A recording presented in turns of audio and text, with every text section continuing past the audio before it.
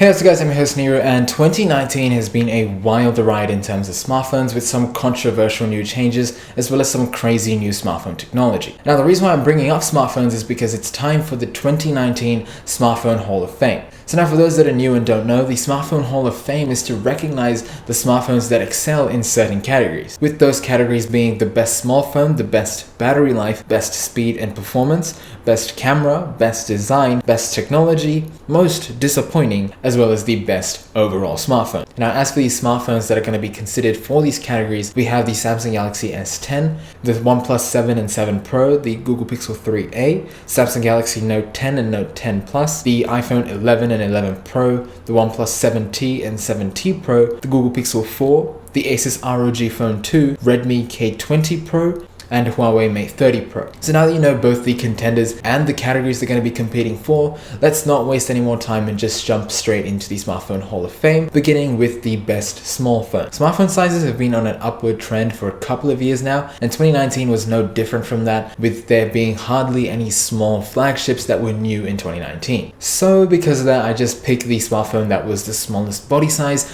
but packed the latest flagship level specs. And based off that, the award undeniably goes to the iPhone 11 Pro. In just a 5.8-inch body, it manages to fit Apple's new A13 Bionic chip, as well as 4GB of RAM, and includes a standard telephoto and wide-angle photo camera. Looking at all of those together, there's no denying that the iPhone 11 Pro is a tiny giant. And now in second place, or the runner-up, is going to have to be the Pixel 4. And now its display is slightly smaller at 5.7 inches, but it still manages to have a relatively same body size as the iPhone 11 Pro. So now Pixel also has new facial recognition technology that rivals the iPhones, especially with that new radar technology that they included, which also allows for hands-free gesture control, and that's packed with the latest Snapdragon processors, 4GB of RAM, and Pixel's brand new smartphone and a camera, which altogether is a pretty decent package for that small size. And now moving on to the best battery life. For this, I'm not just going to be comparing the raw numbers as to how big the battery size is, but rather it's just going to be how long the phone can last before it completely dies out. And now, because I haven't personally used all of these phones to test their battery lives, I'll leave links to the videos below that I used in order to make my judgment,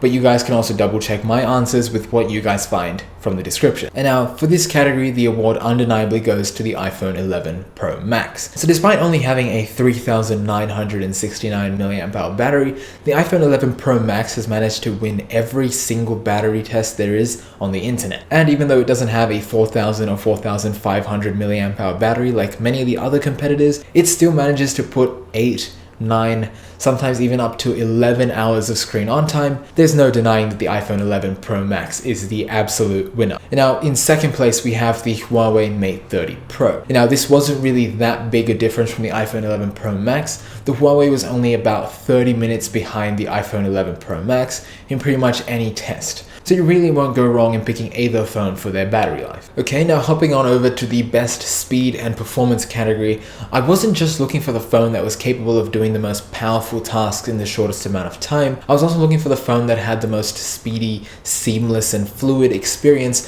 when actually using the phone. So striking a balance between those two categories and excelling at both of those categories would have to be the OnePlus 7T Pro McLaren Edition. The phone packs some of the industry's best smartphone technology with Snapdragon 855 Plus, 12GB of RAM, as well as a 120Hz display. So now having that smooth, buttery 120Hz display actually makes it feel like it's a lot faster than it is. And as a result of that, it means that even though the iPhone 11 Pros and the 11 can do more difficult tasks in shorter periods of time, because the OnePlus 7T Pro McLaren Edition is able to be so good at both having that seamless experience as well as crunching numbers, it outweighs the iPhone simply because it feels a lot faster and snappier when you actually use the phone. So because of that, the iPhone 11 and 11 Pro is going to take the second place in this category. Now, even though they may not have the 120Hz display, just because of the sheer power that these phones have, they deserve a place on the podium for this category. And with that, let's move on to the next category,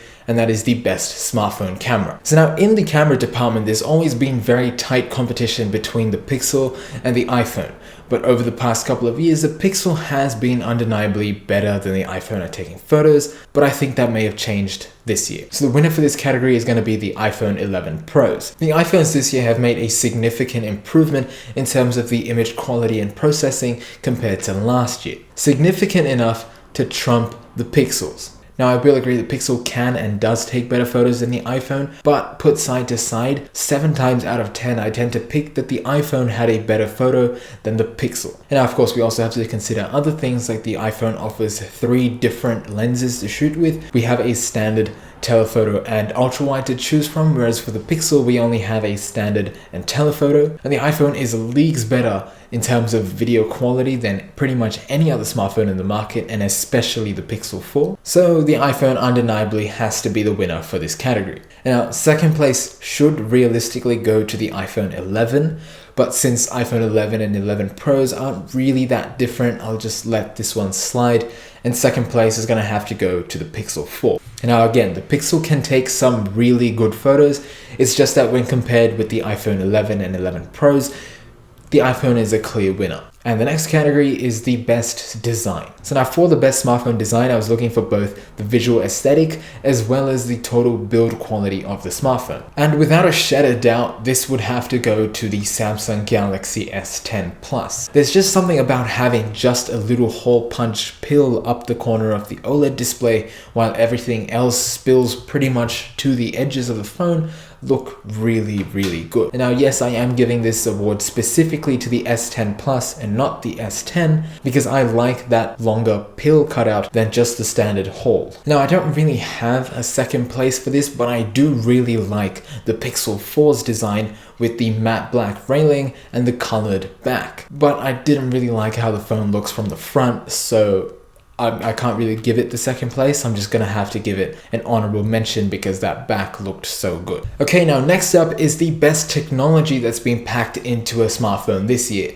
And I'm pretty sure most of you already know what it's going to be, and that has to be the folding smartphones. And I'm not going to pick a particular folding smartphone because they all do it with slightly different technologies and engineerings, so they all deserve an award for this. And that's the Samsung Galaxy Fold, the Rayon FlexPi, and the new Motorola folding phone. And now, yeah, none of them are really daily driver worthy smartphones, but they are on the bleeding edge of technology and pushing what's really possible with the technology that we have right now. And it's going to be really exciting to see how this technology changes our lives in the coming decade. And now that brings me to my second to last category, the most disappointing. So now I'm going to say it again. This category for the most disappointing is not saying what the worst smartphone is. It's going for a device that had a lot of potential and had a really easy path to excel, but it didn't deliver pretty much at all. And this year, unfortunately, that is going to have to go to the Google Pixel 4.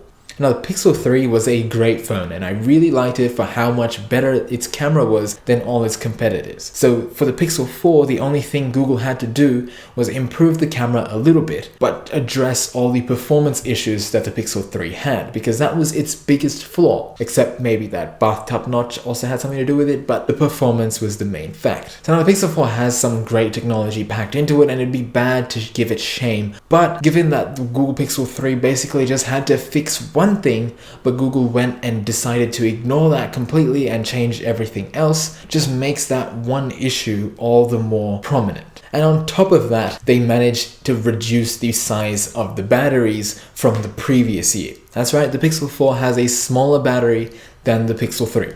What are you doing, Google? All of that crazy new technology packed with crippled specs really was the reason why the Pixel 4 was so disappointing, not just to me, but throughout the internet. And now all of this could have been forgiven if the Pixel 4's camera was a significant bump up from the Pixel 3, but it was not. Now it certainly was an improvement and the Pixel 4 is an excellent camera. It really wasn't up to Google's standards, a company that has built its reputation for the Pixel because of the camera. I'm sorry Google, but the Pixel 4 was the most disappointing smartphone of 2019. And that brings us finally to the best overall smartphone for 2019. And if you've been following along, then you probably already know, but this year's best overall smartphone has to go to the iPhone 11 Pro. The iPhone 11 Pros have the best camera, the best battery life, as well as having great performance, a great display, as well as a design that is appealing to a lot of people. But I do have to have a little caveat at the end of this video, because the iPhone 11 Pro is not the phone that I would recommend most people get.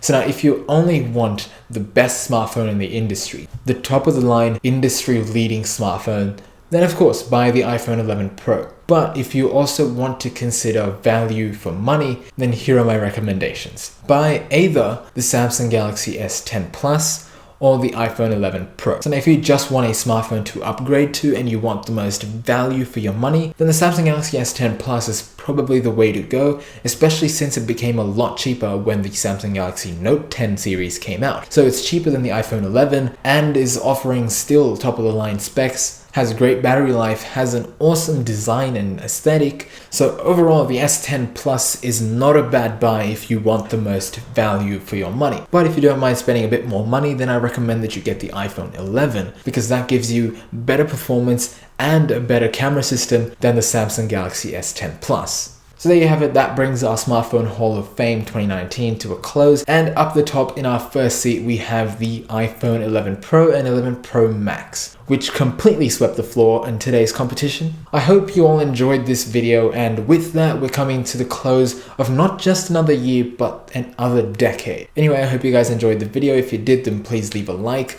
as well as sharing your thoughts down in the comment section below. I read all of them, so if you have any thoughts on the categories, on the smartphones and who won, then please share them down in the comment section below. I'm looking forward to reading them, and I'll see you guys in the next decade. And until then, have a great life.